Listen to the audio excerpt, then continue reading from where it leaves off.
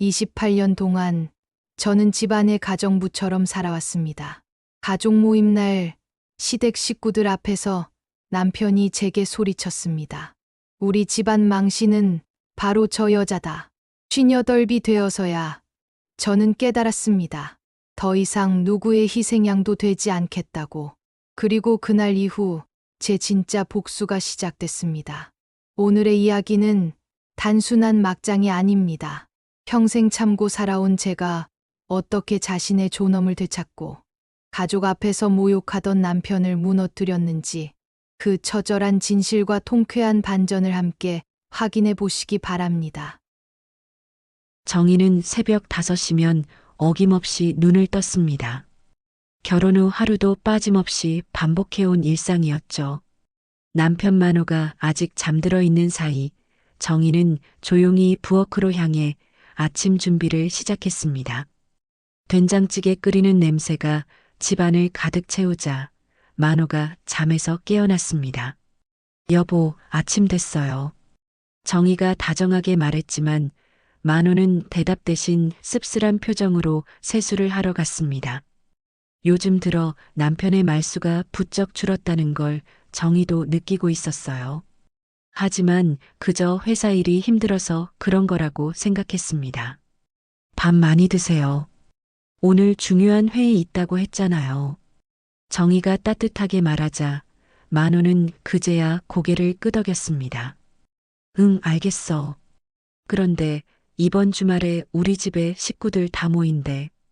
준비 좀 해야겠어. 정희의 얼굴이 살짝 굳어졌습니다. 시댁 식구들이 모이는 날은 언제나 부담스러웠어요.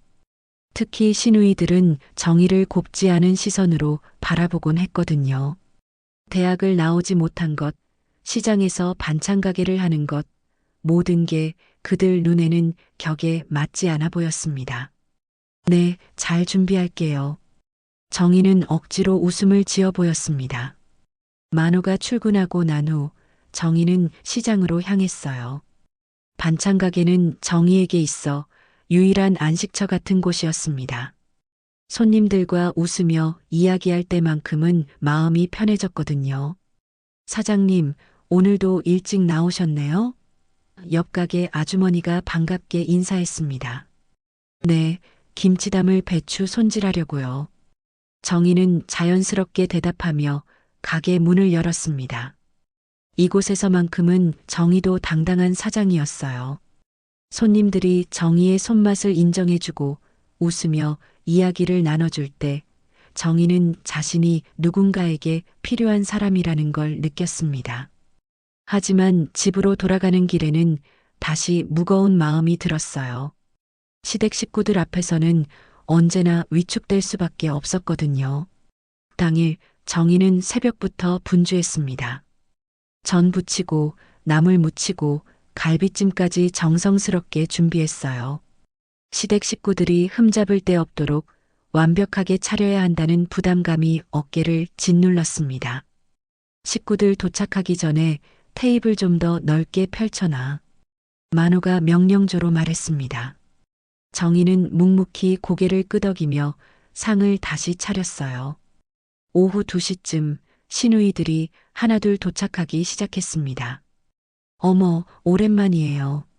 큰 시누이가 겉으로는 다정하게 인사했지만 눈빛은 차갑게 정희를 후쳐봤습니다. 음식 냄새가 참 구수하네요. 역시 반찬 장사하시는 분은 달라요. 말끝에 묻어나는 비아냥거림을 정희도 느꼈지만 애써 웃음을 지었습니다. 작은 시누이는 더 노골적이었어요. 이 나물은 좀 짜네요. 정희가 정성스럽게 무친 나물이었지만 대답할 겨를도 없이 시누이들의 수군거림이 이어졌습니다. 저녁 무렵 술이 들어가자 만호의 태도가 달라지기 시작했습니다. 평소보다 목소리가 커졌고 정희를 부르는 말투도 거칠어졌어요. 야, 술잔 좀 채워줘. 정희가 조용히 술을 따르자 만호가 갑자기 큰 소리로 말했습니다. 우리 집안 망신은 바로 저 여자야. 만호가 정희를 가리키며 술잔을 들이켰습니다. 배운 것도 없고 애교도 없고 남들은 처가덕도 보고 산다던데 친구들 와이프들은 다 잘 나가던데 돈도 잘 벌고 순간 방안이 조용해졌습니다. 정희의 얼굴이 붉어졌고 손이 떨렸어요. 시누이들은 어색한 웃음을 지으며 서로 눈빛을 주고받았습니다. 큰 시누이가 나서서 말했죠. 오빠 그래도 사람 앞에 놓고 그런 말을 하면 하지만 그 말조차 진심 어린 걱정이라기보다는 형식적인 제지에 불과했습니다. 정희는 가슴이 터질 것 같았습니다. 결혼 생활 동안 이 집안을 위해 헌신했는데 이런 모욕을 받아야 하는 건가요? 하지만 정희는 꾹 참고 자리에서 일어났습니다. 죄송합니다. 설거지 좀 하겠습니다. 부엌으로 피하듯 들어간 정희의 눈가에는 눈물이 맺혀 있었습니다. 그날 밤 정희는 잠들지 못했습니다. 만호의 모욕적인 말들이 머릿속에서 맴돌았어요. 그동안 참고 또 참았는데 이제는 더 이상 견딜 수 없을 것 같았습니다. 옆에서 코를 고는 만호를 보며 정희는 깊은 한숨을 내쉬었어요. 며칠이 지나도 마음이 가라앉지 않았습니다. 그러던 중 정희는 우연히 만호의 휴대폰 화면을 보게 되었어요. 문자 메시지 알림이 떠 있었는데 발신자 이름은 미영이었습니다. 호기심에 이끌려 정희가 화면을 자세히 들여다보니 메시지 일부가 보였어요. 이번 주 호텔에서 봐. 당신 없인 못 살겠어. 정희의 심장이 쿵쾅거렸습니다. 설마 하는 마음과 함께 의심이 고개를 들었어요. 만호가 화장실에 간 사이 정희는 조심스럽게 휴대폰을 들어봤습니다. 비밀번호를 여러 번 틀렸지만 결혼기념일로 맞춰보니 열렸어요. 문자 내역을 확인하자 정희의 가슴이 철렁 내려앉았습니다. 오늘 회의 때문에 늦는다고 했는데 사실은 미영이와 만난 거구나. 정희는 떨리는 손으로 휴대폰을 제자리에 놓았습니다. 머릿속이 하얗게 변했고 숨이 막히는 듯 했어요. 그동안 만호가 야근한다며 늦게 들어오던 날들이 새삼스럽게 떠올랐습니다. 다음 날 정희는 가장 친한 친구인 순자에게 털어놓았습니다.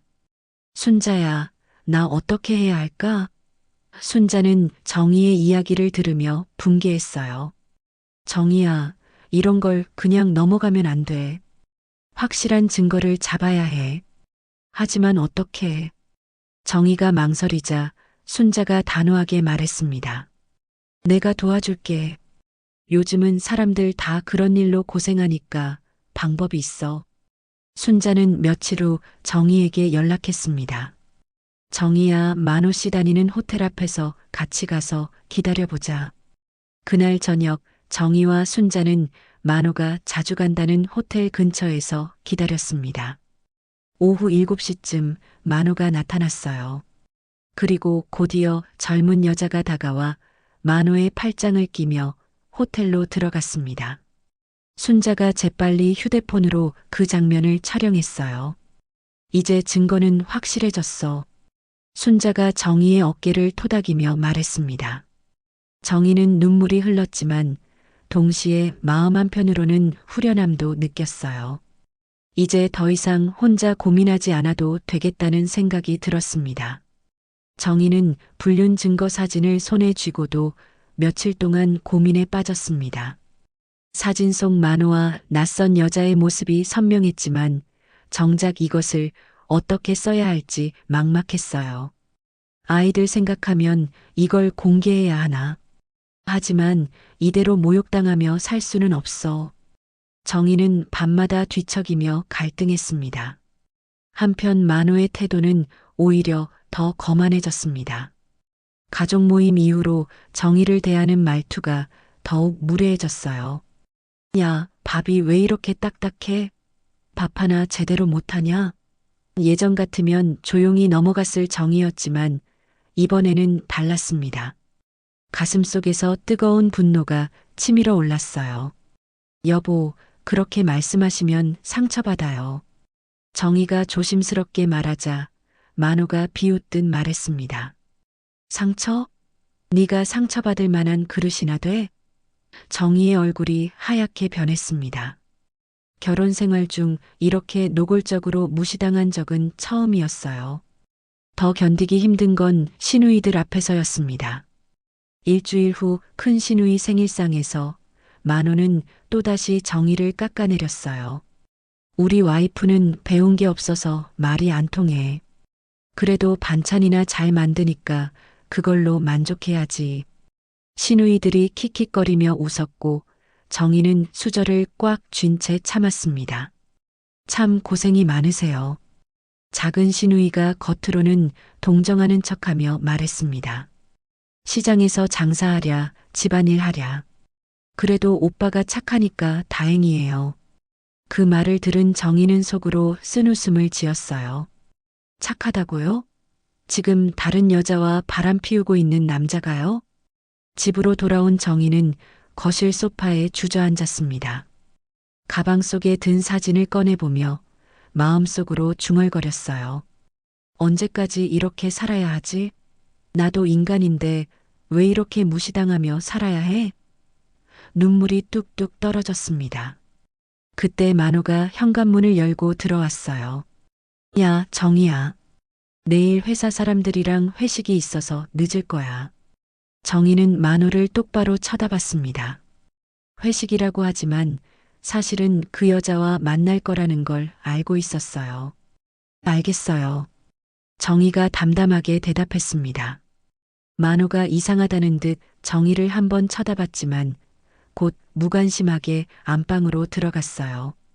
정희는 그 뒷모습을 보며 다짐했습니다. 이제 더 이상 당하고만 살지 않겠어. 언젠가는 이 증거를 써먹을 때가 올 거야. 한 달 후, 만호의 태도는 더욱 냉정해졌습니다. 집에 들어와도 인사조차 하지 않았고 정희와 눈을 마주치는 것도 피했어요. 정희는 뭔가 불길한 예감이 들었습니다. 그러던 어느 날 저녁 만호가 갑자기 중대한 이야기를 꺼냈어요. 정희야, 우리 이제 그만하자. 만호가 냉담하게 말했습니다. 정희는 설거지하던 손을 멈추고 돌아봤어요. 무슨 말씀이세요? 이혼하자는 말이야. 이렇게 사는 게 서로한테 좋을 게 없어. 정희의 가슴이 철렁 내려앉았습니다. 예상했던 일이긴 했지만 막상 들으니 충격이 컸어요. 갑자기 왜 그런 말씀을?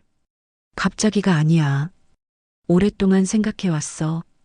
우리는 안 맞아. 성격도 다르고 더 늦기 전에 나도 새 출발하고 싶어.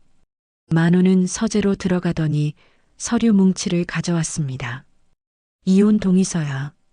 서명만 하면 돼. 위자료는 적당히 줄 테니까 걱정하지 마. 정희는 서류를 받아들고 멍하니 바라봤어요. 결혼 생활이 이 한 장의 종이로 끝나는 건가요?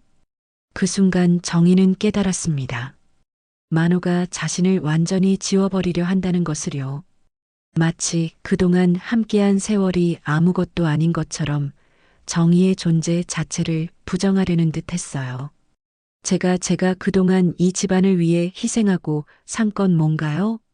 정희의 목소리가 떨렸습니다. 그건 네 선택이었잖아. 누가 시켰어?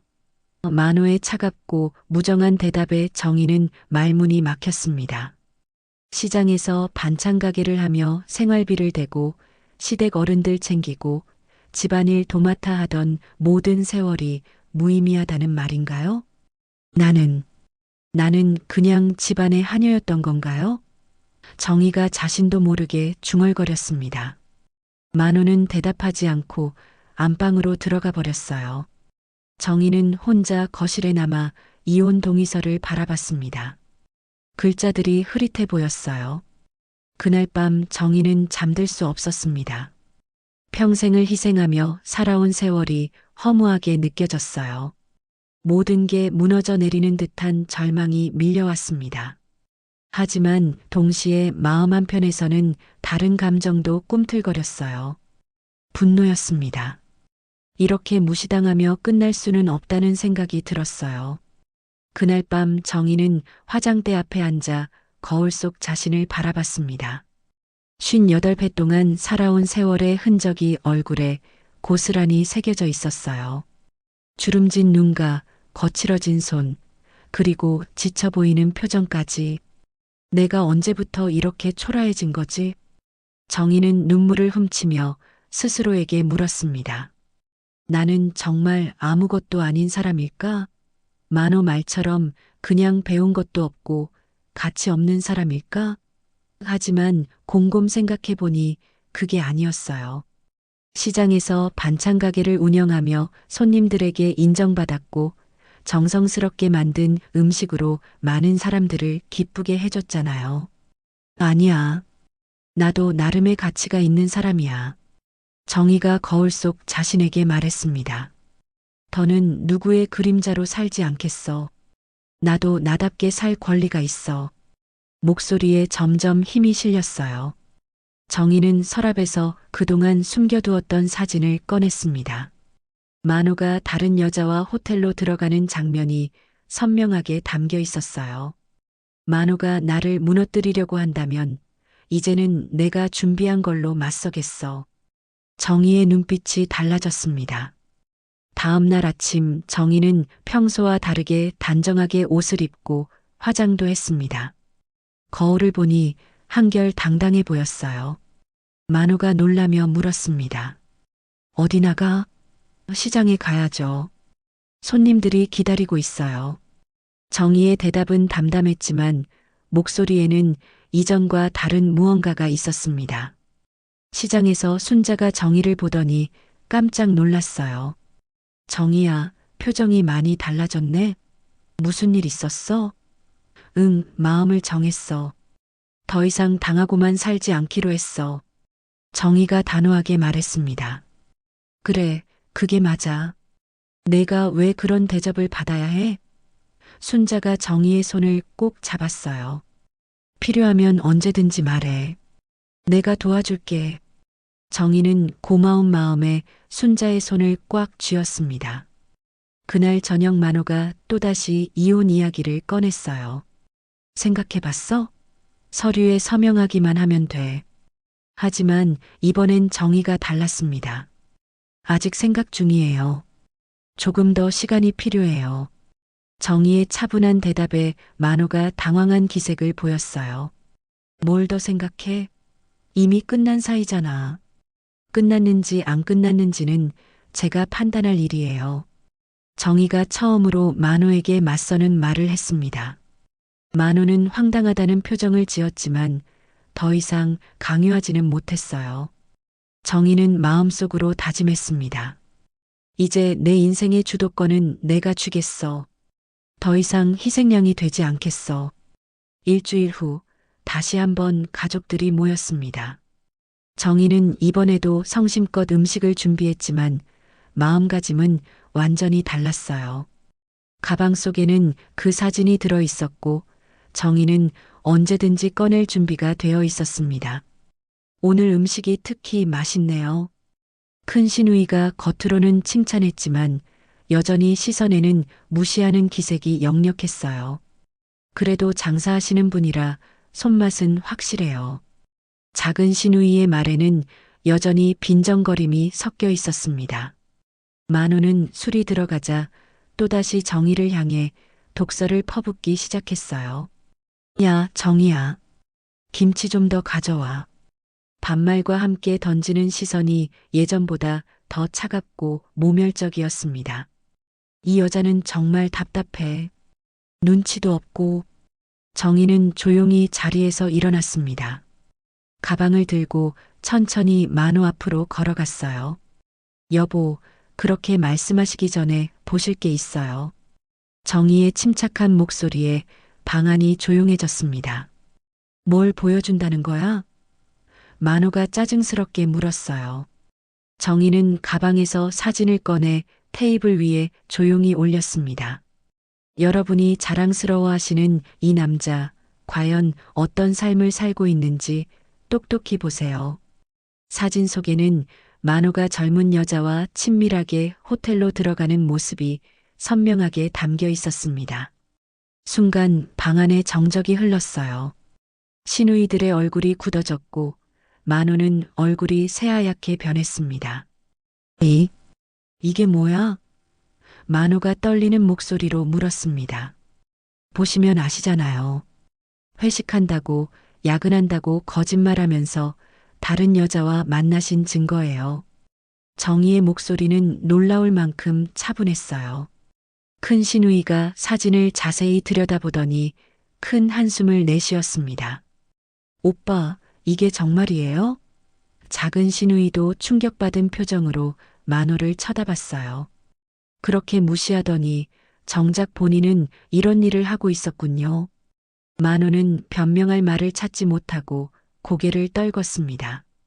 그동안 정의를 무시하며 큰 소리치던 모습은 온데간데 없었어요. 정의는 마침내 말했습니다. 앞으로 저는 더 이상 당신들의 희생양이 아닙니다. 저도 당당하게 살겠어요.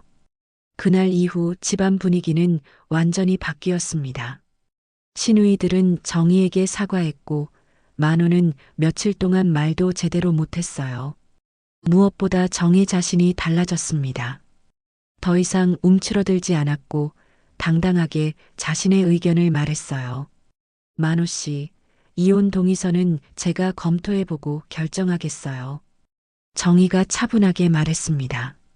조건들을 다시 협의해야 할 것 같네요. 만호는 고개도 제대로 들지 못하고 고개를 끄덕였어요. 예전 같으면 상상도 할 수 없는 일이었습니다. 며칠 후 큰 시누이가 정희를 찾아왔습니다. 그동안 정말 죄송했어요. 오빠가 그런 일을 하고 있는 줄 몰랐어요. 진심 어린 사과였습니다. 작은 시누이도 연락해서 미안하다고 했어요. 그동안 얼마나 힘드셨을까요? 정희는 이들의 사과를 담담하게 받아들였습니다. 이제 다 지난 일이에요. 앞으로가 중요하죠. 정희에게는 더 이상 시댁 사람들의 인정이 필요하지 않았어요. 자신만의 가치와 존재 이유를 찾았거든요. 가장 큰 변화는 시장에서 일어났습니다.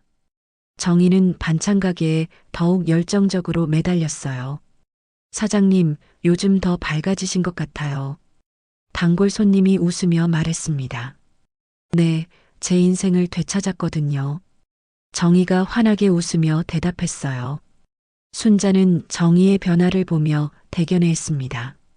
정희야, 이제야 진짜 내 모습 같아. 왜 그동안 그렇게 숨어 살았어? 몰랐어, 순자야. 내가 이렇게 당당할 수 있는 사람인 줄. 정희는 오랜만에 진심으로 웃었어요. 한 달 후 정희는 이혼 절차를 마무리했습니다. 위자료와 재산 분할도 정희에게 유리하게 정리되었어요. 만호는 끝까지 고개를 숙인 채 사과했지만 정희에게는 더 이상 중요하지 않았습니다. 고생했어요. 서로 새로운 인생을 살아가요. 새 집으로 이사한 정희는 작지만 깔끔한 공간을 마련했어요. 시장 근처의 작은 아파트였지만 온전히 자신만의 공간이라는 게 행복했습니다. 벽에는 반찬 가게에서 받은 감사 편지들과 손님들과 함께 찍은 사진들을 걸어두었어요. 이제 진짜 내 인생이 시작이구나. 정희는 창밖을 바라보며 혼자 말했습니다. 58배 나이에 새로운 출발이라니 늦었다고 생각할 수도 있지만 정희에게는 그렇지 않았어요. 자신을 찾은 지금이야말로 진짜 인생의 시작이라고 느꼈습니다. 시장 사람들의 따뜻한 위로와 격려 속에서 정희는 매일 환하게 웃을 수 있었어요. 더 이상 누구의 눈치를 보지 않고 자신답게 살아가는 정희의 모습이 가장 아름다웠습니다. 여러분, 오늘 이야기를 통해 한 가지 분명히 알 수 있습니다. 가정이라는 이름으로 누군가를 억누르고 모욕하는 것은 결코 오래가지 못합니다.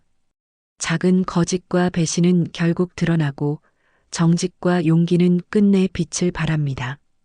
혹시 지금도 가족이니까 참아야지 하고 계신가요? 여러분의 존엄과 행복은 그 어떤 이유로도 희생되어서는 안 됩니다. 당당하게 목소리를 내고 스스로를 지킬 때 비로소 진짜 가족의 의미가 살아납니다. 오늘도 함께 해주셔서 감사합니다. 여러분의 삶에 용기와 평안이 함께하길 바랍니다.